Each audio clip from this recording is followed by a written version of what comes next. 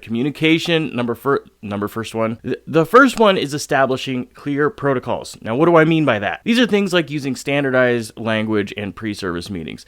So when I say standardized language, there's different things that I mean by this. One easy example is a lot of places will say Cambro when they're referring to these kind of containers. It's pretty much universal. Everywhere I've worked in multiple different states, they just say Cambro. Now, they might say 18-quart Cambro, 22-quart Cambro, or whatever, but when you say Cambro, people kind of know what you're talking about. When somebody says get a Lexan, they're usually talking about one of these, and it's because these are the different companies that make these kinds of things. Go put that on the speed rack, they're talking about one of these. Having standardized language for these types of things is important, but also for menu items and recipes and anything else that you can think of. When I say pre-service meetings, I am talking about no more than like 5 minutes before service. Like if you guys start getting busy, say 5:30, at like 5:15, get everybody on the line and be like, hey, this is what happened Friday. This is what went well. This is what didn't go well. This is what I want to work on. And make what your standards are extremely clear so they know that this is what they need to work on. So if you start yelling at them for something that they're doing wrong, like they had fair warning ahead of time that, you know, they were running late on salads all night on Friday for whatever reason. They didn't fix it. Okay, what is going on? Is it a training thing? Are we understaffed on salad? Like, I don't understand because salad is a really easy station. I don't understand why we're behind on something like this. And then implement whatever training and procedures or whatever you need to after that. Effective communication tools is number 2. These are ticket systems and visual aids. So, for example, in the first one that I did, I talked about Cambros, Lexan, Speed Racks. Those were all things that I did in order to, I used visual aids to explain, like, this is what I'm talking about. The dogs are fighting out there. It's 4:25 in the morning, and I don't know if you can hear them or not. Utilizing effective communication tools, I'm talking about, this is kind of along the same lines as using standardized language. Make sure everybody is on the same page on how exactly your ticket system is going to work. Whether that is hand tickets, whether that's KDS, or whether you're using a chip printer. When a ticket gets printed out, and it's got usually the item name up above, and then it's got like the different ingredients, like if they want sides and stuff, and then underneath that, usually in red, it'll have special instructions. The no meat, whatever, cook mid-rare, anything the custom, extra light hash browns, whatever the extra instructions are, it's usually what's going to be down on there. But make sure everybody's on the same page as far as what those mean. This is usually for like new players. This is usually for like new cooks. Number 3 is verbal communication techniques. These are going to be direct and simple instructions and active listening skills. When I say direct, simple instructions, people tend, the more you train somebody, for example, like if you had a new person on the line, if you try it, this is a mistake that I made when I first started training people. When you have somebody that's new on the line, if you try to show them the whole menu, especially in like a really big restaurant, they're going to walk away with like no information. And then you're going to get frustrated when they come in tomorrow and they don't know how to do anything. And you're like, what? I taught you the whole menu in a single day and you don't know anything? What's wrong with you? But it's because you tried to show them everything and they barely remember how to do hash browns, right? So start them at one station. Start them with individual menu items. You know, like if we just use a diner as an example, have them just do eggs. Have them just do over easy, over hard, over medium. Demo all of the eggs.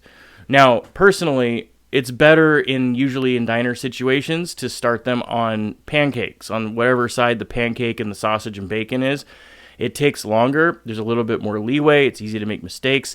And usually with egg orders, you have to do a ton of them, a lot. And you have to know all the different over medium, over hard, scrambled soft. You know, you have to be able to do omelets. You have to do all the extra stuff that comes with doing eggs, poached, whatever. So, you know, sausage, bacon, pancakes, it's kind of like everybody's made pancakes. You know, everybody kind of knows what to look for, but you still train them. This is what you look for. This is how you know when it's time to flip them, blah, blah, blah. Point is, you start them on one station, on one category of items, and you slowly train them to the point where they can demo it to you, show you what they know. And if they think that they're ready for something, then you start them on that.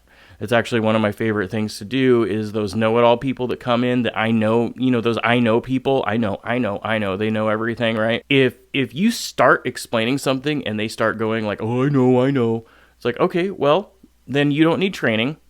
Let's see you do it. If they do know how to do it, then give them congratulations. But otherwise, be like, all right, so this is what I'm talking about. This is the problem. This is what you're doing wrong. This is what I want to see, blah, blah, blah. Active listening skills can mean something as simple as saying heard when somebody calls out tickets. If you're in a leadership position, making sure that when you call things out that you are heard and people aren't distracted doing whatever else it is that they're doing. That could also mean repeating back orders, like heard 2 medium steak, 2 hash brown, 2 eggs, whatever. Nonverbal communication can also be really important in a kitchen, especially if the kitchen is really loud. Maybe you need to develop some kind of hand signals. They could be very simple ones, but something in general that shows like, hey, I got it, I understand what you're saying, or anything.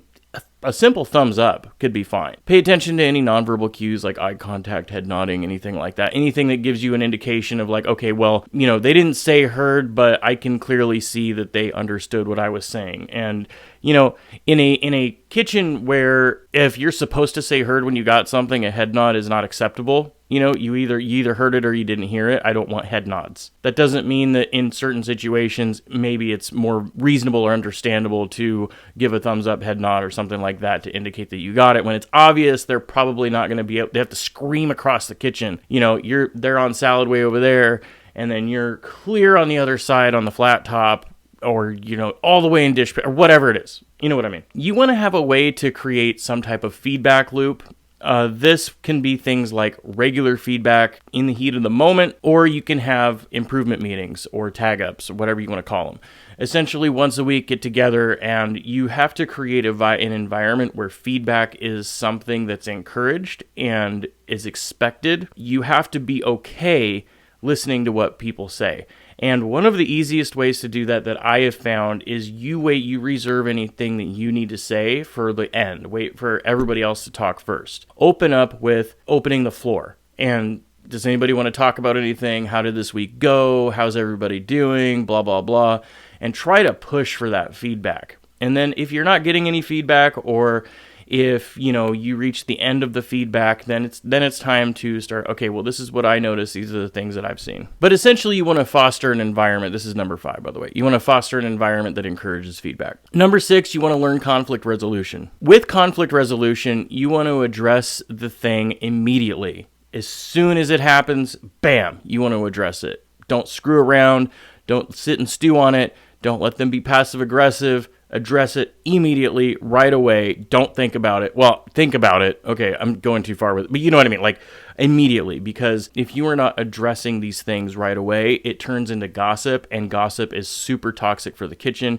And if you want to know more about toxic work environments, I actually did a video on that. I'll bloop it up over here. One thing you can do that will help a lot with this is using neutral language and training people to use neutral language. If Ryan comes in because Susie ran his food to the wrong table, I don't care. Like, from front of house side, they care. That's something they need to deal with. And I'll probably say something to the front of house. Hey, Susie's been running Ryan's food. She ran it to the wrong table. May want to say something. Get her, maybe she's got her table numbers mixed up, whatever. Okay, so that's that side of things. But on in the heat of the moment, on the line, in the rush, I do not give a crap what happened. I don't care that Susie ran Ryan's food. I want to know what I need to do to fix it, and I need the instructions. Hey, I need table 12 remade. Table 12, let me see if I can find that ticket. It was a this, that, and the other thing. Okay, cool, got it. I need a blah, blah, blah, blah, blah. You yell to the cooks, they say heard, boom, done, it's out. It takes 5-7 minutes, whatever. Put it on a rush. That's all you need. From a back-of-house cook perspective, that's all you need. I don't need to know about how Susie, she's always doing this, and she ran my food, and blah, blah, blah. She's so lazy. She doesn't roll her. I don't care about any of that, right? Let front of house deal with that. I deal with the food. Now, if you are the exec and you're running like the entire show, depending on what your leadership structure is like, usually front of house and back of house, in my experience, are kind of like equals, whatever. I'm getting too far ahead. My point is to use objective language and to train the people in the kitchen and in the front of house, everybody, to use that neutral language in order to solve the problems start with the problem, and then afterwards you can talk about blame games, you can do pre-service meetings and talk about people running food or whatever you want to talk about, tag-up meetings, all that kind of stuff. Number 7 has to do with training and role-playing. So what you want to do when you are training stuff, if say you are finding regularly that people are folding under pressure on the line, so you need to kind of figure out a way to create that pressure or capture those little bits of pressure. Say on a Tuesday, it's not going to be as busy as a Friday, but you might end up with this little pocket of time where you get like 5 or 6 tickets back to back, and this is where the wave starts. And you know that you got to get ahead of the wave, cook far enough ahead that you can start setting the pace for the rest of the night. And if the pace is set correctly, then you'll have a good night. So you can train people at least on that initial wave by those 5 or 6 tickets that came in, even if it's not a very busy day, and kind of get them ready for a Friday or Saturday night. Make sure that they know how to do things under pressure. Everyone's got a plan until they get punched in the face, right?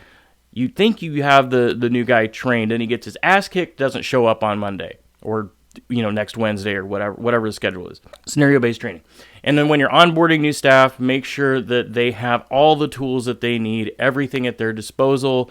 Give them absolutely anything they need, and also give them leeway if they screw up. Yes, it does need fixed, but they need to understand it's not the end of the world. They don't need to hide their screw-ups from you. It's okay if they mess up. It's okay if things don't go the way that they want them to. As long as the passion's there, you can see they're dedicated, you can see they're trying, they're putting in the effort. Coach them and encourage them in a positive way and get them up on their feet so they can do it.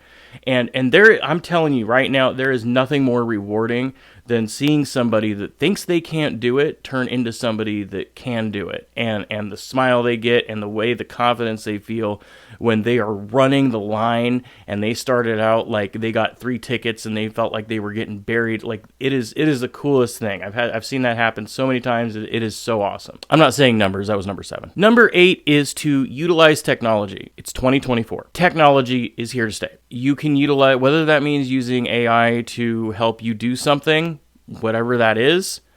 If you want to see me do another video about AI, I've actually thought about doing some AI recipes and seeing if ChatGPT can actually come up with good recipes. I think that might be kind of fun. But digital communication tools, some people use things like 7Shifts, but we just use Facebook Messenger. Coworkers are kind of, you want to make decisions on your own on whether or not you want them on there. It depends on if they're backstabbers, if they throw people under the bus, if they gossip, if you're in a toxic kitchen. Most of the time people just say, I don't want any coworkers on Facebook. Some people can make an exception here or there. They have 1 or 2 people they like on there, whatever. If you're leadership, probably don't want anybody on Facebook because you never know. Like sometimes people are kind of sleazy, right? But my point is some type of messaging app, whatever that is going to be, it is so awesome to have like all of your cooks in the same group. And then if somebody's not going to be there, just shooting out a message. Hey, Ben's not going to be in today. He normally opens. I'm going to come in and open. So when you see me there, don't be shocked. This is what's going on. I'm going to make sure we're all good, blah, blah, blah. And everybody knows, and they can check it whenever they want at their own leisure. And it's way smoother than coming in and, having your 8 o'clock guy come in and the 6 o'clock guy isn't there. And he's like, what the hell, what's going on? Having that communication is extremely important. It's also really awesome. If you guys enjoyed this video, maybe you will like this video. And also a little off topic, if you're interested in Fallout stuff, on TikTok, I have a Fallout TikTok. I'm going to put the name down here below. You could follow me there. Right now I'm talking about chems and stuff, but I'm going to start talking about a lot more like in-depth stuff and lore and whatever. So if you're interested in Fallout, the TV show, the video games, any of that, I'm a freak for that stuff. I love it. So go give me a follow over there. Otherwise, you guys have an amazing day, and I'll see you on the next one. Peace.